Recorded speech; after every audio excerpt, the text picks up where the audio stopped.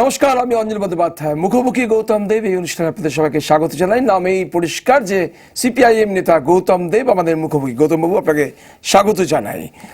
অনেক অনেক কঠিন সময়, অনেক অনেক কঠিন পরিস্থিতির মুখোমুখি হন আপনারা। এবারে বোধহয় আরও একটা অত্যন্ত কঠিন ভোটের মুখে এসে দাঁড়িয়েছেন।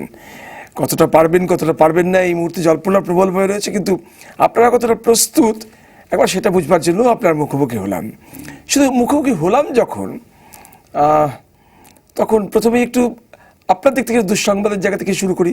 আপনার অনেক দিনের সতীর্থ, অনেক দিন পাশাপাশি কাঁধে কাঁধ রেখে লড়াই করেছেন। আপনি যখন মমতা বন্দ্যোপাধ্যায়ের নামে তীব্র সমালোচনার বাণী দিচ্ছেন, তখন সেই মুহূর্তে আপনারই একদা সতীর্থ বা এখনও সতীর্থ লক্ষণ শেঠ, তিনি কি বলছেন সেটা শুনে নিন, তারপরে আবার আপনার কাছে প্রতিক্রিয়া নেব। লক্ষণ শেঠ মমতা বন্দ্যোপাধ্যায়ের প্রশংসায় পঞ্চমুখ, কি বলছেন শুনে নিন। জঙ্গলমহল শান্তি আর চুপচাপ, মাওবাদী তো প্রায় শেষ হয়ে গেছে। পাহাড় বুকের পাটা আছে মমতা ব্যানার্জি মুখ্যমন্ত্রী। যা যখন গোলমাল করলো বেহুল গুরুংরা, একবারে 700-800 জনকে জেলে ঢুকিয়ে দিল।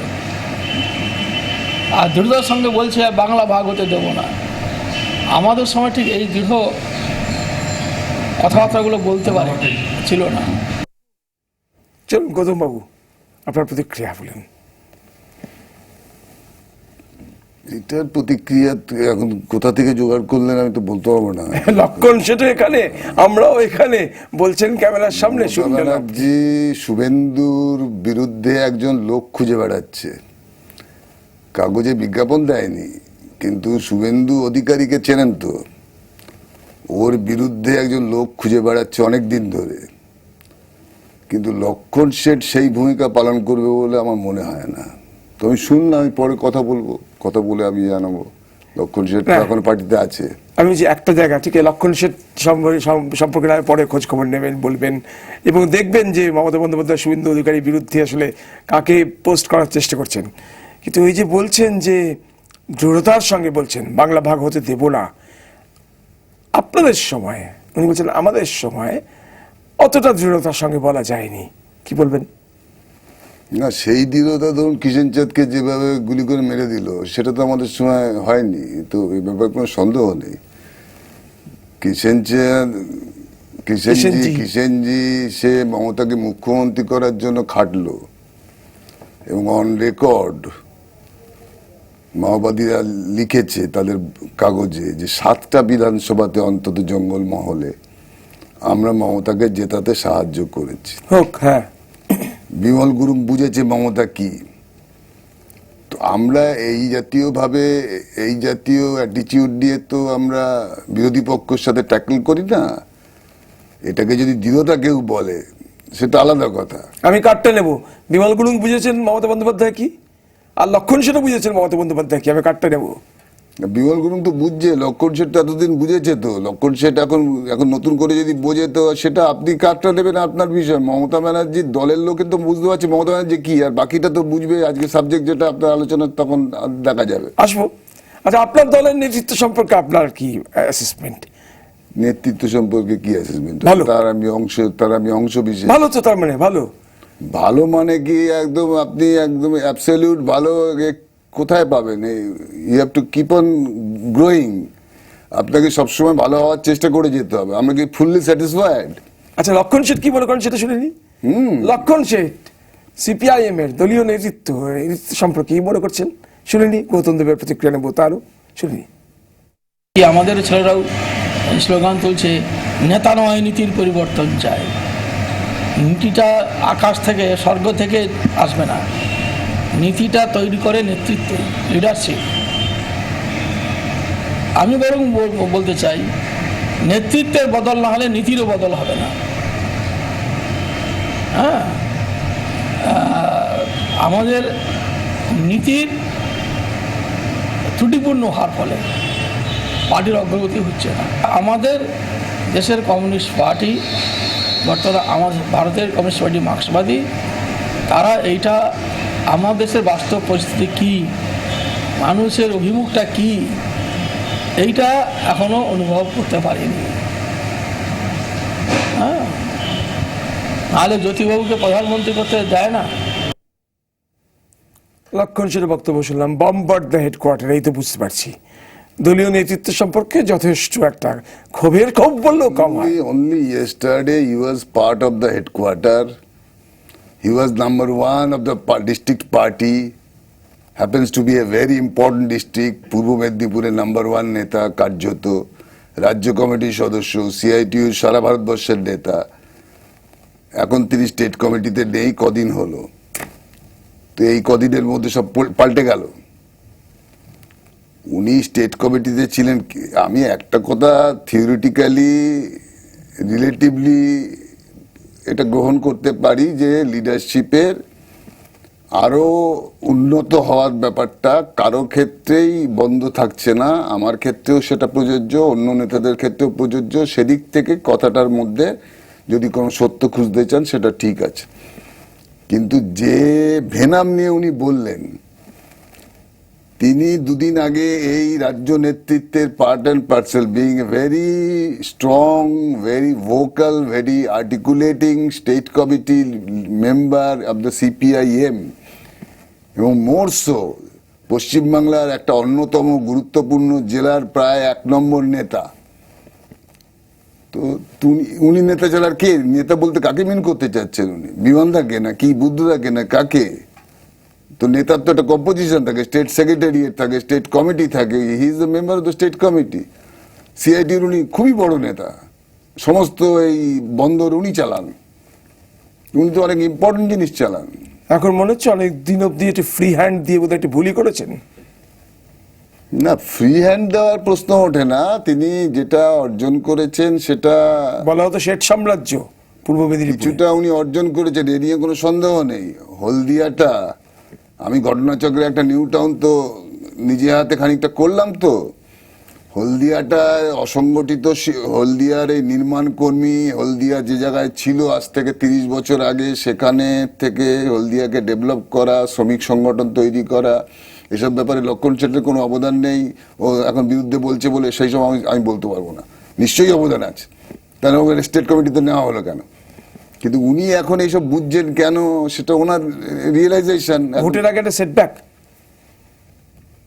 ভোটের আগে নিশ্চয়ই 5 জন আলোচনা করবে, এটা একটা খুব আনন্দের খবর না।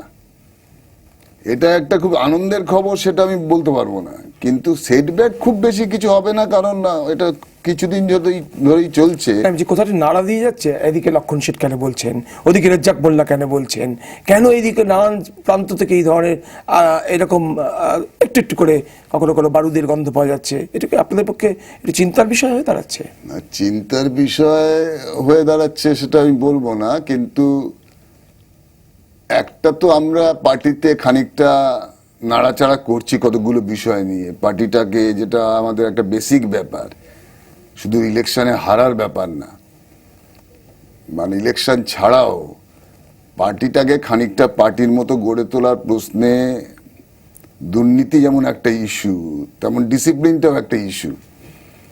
এই ইস্যুগুলো সবার ক্ষেত্রেই আলোচনা হচ্ছে, আমাদের ক্ষেত্রেও আলোচনা হচ্ছে। যে তা না হলে আমরা পার্টিটাকে রাখতে পারবো না, 8-10টা পার্টির মতো হয়ে যাবে। সেই ইস্যুতে 2-1 জনের সাথে হয়তো কিছু সমস্যা হচ্ছে। রেজ্জাক মোল্লা পার্টিতে থাকলে আমি খুশি হতাম, আমি খুবই খুশি হতাম। তার সাথে আমি অনেক বছর ধরে কাজ করছি, এবং সে কৃষক আন্দোলনে আর বসিরহাট মহকুমাতে সে রেজ্জাক মোল্লা আর আমি একসাথে অসংখ্য মিটিং করেছি। লক্ষণ শেঠ সম্পর্কে বিমানদা গতকালও বলেছেন যে কোনো নির্দিষ্ট তদন্ত লক্ষণ শেঠের বিরুদ্ধে শুরু হয়েছে তা না, একটা কতগুলো বিষয় দিয়ে আলোচনা হচ্ছে, তদন্ত হচ্ছে। তার মধ্যে আরো অনেকে পড়তে পারে, কেউ নাও পড়তে পারে, কিন্তু লক্ষণ শেঠকে উইচ হান্টিং করার জন্য তদন্ত কমিশন শুরু করা হয়েছে। তার উত্তরে লক্ষণ শেঠ আজ বলেছেন বিমান বসু, উনি বলছেন কোট অ্যান্ড কোট, বিমানদা একটা ভালো কৌশল খেললেন। উনি বলছেন ব্যক্তির নামে না, কিন্তু উনি যে এনজিওটা চাচ্ছে তার এগেন্স্টই তো দলীয় তদন্ত চলেছে, সুতরাং সেখানে কি আছে। এবং তাও বলছেন যে দল এক্ষেত্রে তদন্ত করতে পারে না, এটা জেনেও তদন্তটা করা হয়েছিল, যেটা করতে পারে সরকার একমাত্র। এটা কমিউনিস্ট পার্টিতে আপনি বুঝবেন, আপনি আমি বুঝতে রাজি আছি, লক্ষণ শেঠ বুঝছেন না। লক্ষণ শেঠ বুঝবে না বুঝলে সে তো রাস্তার খোলাই আছে। কিন্তু আপনি একটা সম্পত্তি করেছেন, পাবলিককে সবাইকে জড়িয়ে নিয়ে একটা সম্পত্তি করেছেন 100 কোটি কি 200 কোটি টাকার ভালো কাজের জন্য। সেটা অল অফ এ সাডেন একদিন আপনি বেচে দিলেন একজনকে। সেটা কোনো জায়গায় যদি আলোচনা না হয়ে থাকে, বা আলোচনা হয়তো হয়েছে, কিন্তু সেইটা যদি পার্টির কাছে রিপোর্ট আসে যে আমরা কেউ জানি না এটা সম্পত্তিটা বেচে দিয়েছেন, সেটা পার্টি খোঁজ নেবে না? এটা হতে পারে না, সেটা পার্টি খোঁজ নেবেই। তাতে বিরক্তির কোনো কারণ নেই। আপনার কাগজপত্র আপনি পার্টিতে ফেলে দেবেন, অসুবিধাটা কি আছে? 5 টাকায় বেচেছেন কি 200 কোটি টাকায় বেচেছেন, সেই 200 কোটি টাকা কোথায় আছে, কি বৃত্তান্ত আছে, রেগে যাবার কি আছে? আর রেগে গেলে তাতে সিপিএম কে টলানো যাবে না, সেটা লক্ষণ সেটা জানে। আপনাকে বলতে হবে যে আপনি তদন্ত করছেন এবং তদন্তের কোন কাগজটা। এখন তো উনি যেভাবে বলছেন তাতে সে কাগজও তো ফেলে দিতে পারেন প্রেসের সামনে। আচ্ছা, এখন তো আপনি বলছেন, কিন্তু আমাকে গৌতম এটা বলুন, এই বলে দিচ্ছেন লক্ষণ শেঠ রেখে গেলে সিপিএম এর যায় আসে না, টলে যাবে না। লক্ষণ শেঠ ছাড়া আপনি পূর্ব মেদিনীপুরে কিছু লড়তে পারবেন? একটা যে ব্যাকগ্রাউন্ডে বলছি সেটা হচ্ছে এই যদি পজিশন উনি নেন তাহলে তো আমাদের ফেস করতে হবে। যে জন্য বলছি, উনি যদি কাগজ একটা ফেলে দিতে পারেন যে লক্ষণ শেঠের বিরুদ্ধে তদন্ত শুরু হয়েছে, এটা লেখা আছে। বিমানদা যেটা বলেছেন, বিমানদা মিথ্যা কথা বলেননি, বিমানদা মিথ্যা কথা বলেন না।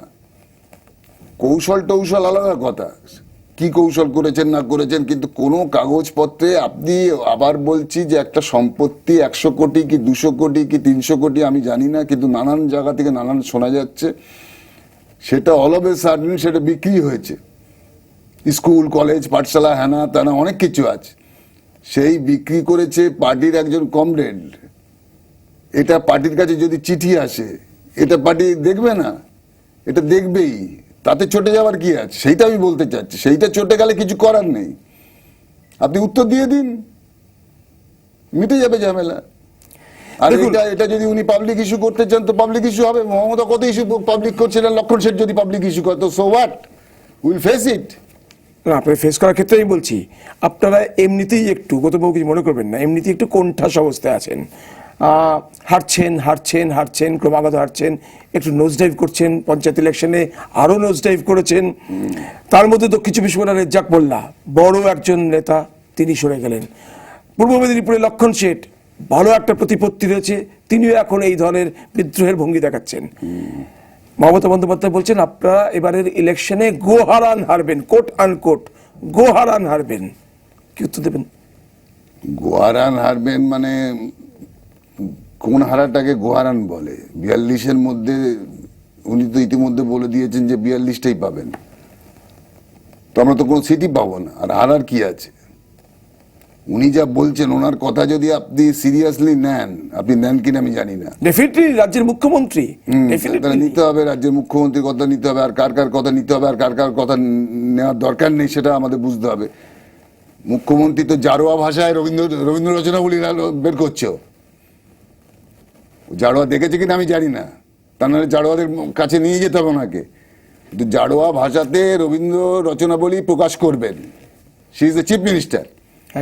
তার সঙ্গে ভোটের সম্পর্ক নেই। আমি ভোটে যেই দেখি তার প্রতিপত্তিটা এখনো কিন্তু তীব্র প্রবল রয়েছে, সেটা কি স্বীকার করেন? প্রবল এখন নেই। উনি গুজরাটে মিটিং বন্ধ করে দিয়েছেন, উনি ঝাড়খণ্ডে মিটিং বন্ধ করে দিয়েছেন, উনি বিহারে মিটিং বন্ধ করে দিয়েছেন, উনি আসামে মিটিং বন্ধ করে দিয়েছেন। সব মিটিং বন্ধ করে উনি এখন পৈলানে এসে ওনার ভাইপোর কর্মী সভা দিয়ে শুরু করেছেন। এখন ওনাকে বুঝিয়েছে সবাই, তোমার ঝাড়খণ্ড ভারতবর্ষ পরে হবে, তুমি এখন বাংলা বাঁচাও।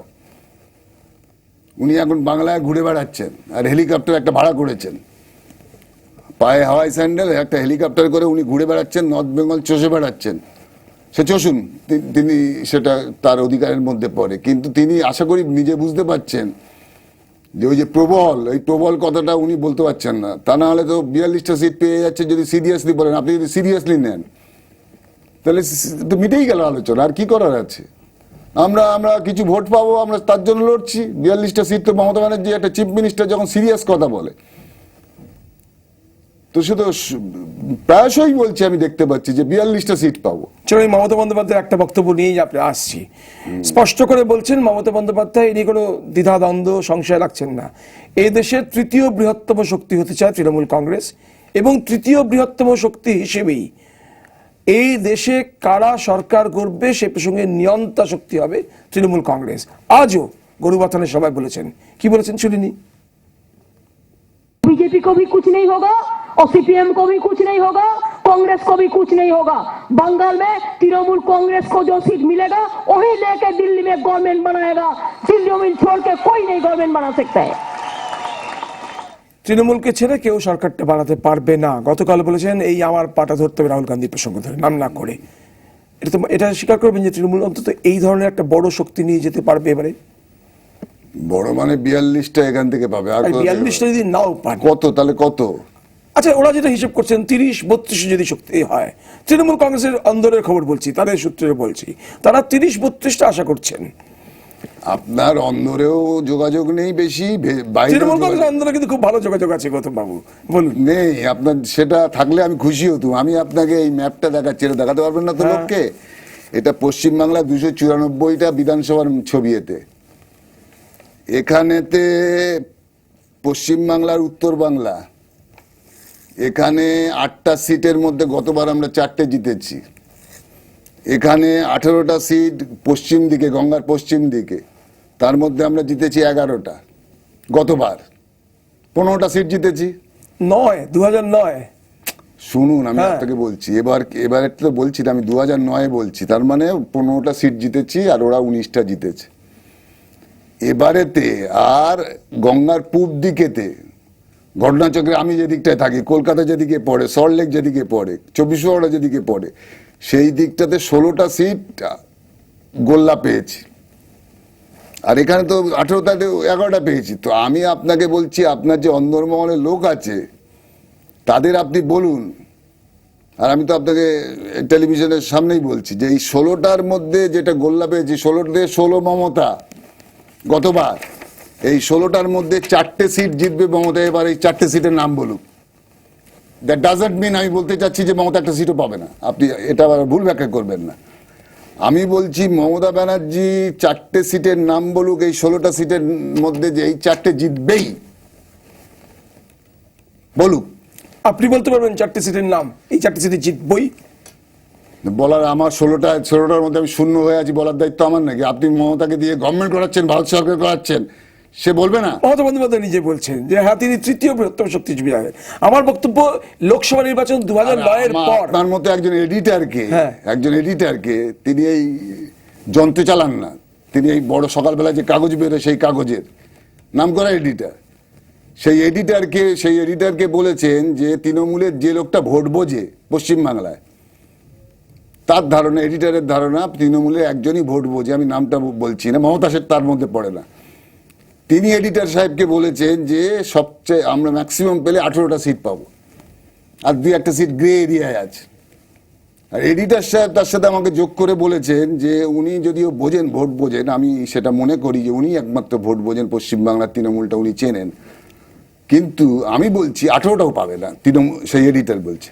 আমি এডিটরের কথাও ধরছি না, আমি তৃণমূলের নেতার কথাও ধরছি না, আমি মমতা ব্যানার্জির কথা ধরছি না। আমি বলছি আমাদের রেজাল্ট আরো ভালো করার জন্য আমরা চেষ্টা করছি এবং আশা করি ভালো হবে। আমি একটা ছোট্ট বিরতি নেবো, বিরতির পর ফিরবো। গৌতম দেব বলছেন তাদের রেজাল্টটা এবার ভালো হবে। 2009 যে সংখ্যাটা দিচ্ছিলেন, 2011 তার থেকে সংখ্যাটা লাভছে, তারপরে পুরসভা নির্বাচন, পঞ্চায়েত নির্বাচন, আরো লাভছে। হঠাৎ কিসের ভিত্তিতে এই আশাটা করতে শুরু করলেন গৌতম দেব? সেই খোঁজে যাব ছোট্ট বিরতির পর। সঙ্গে থাকুন 24 ঘন্টা।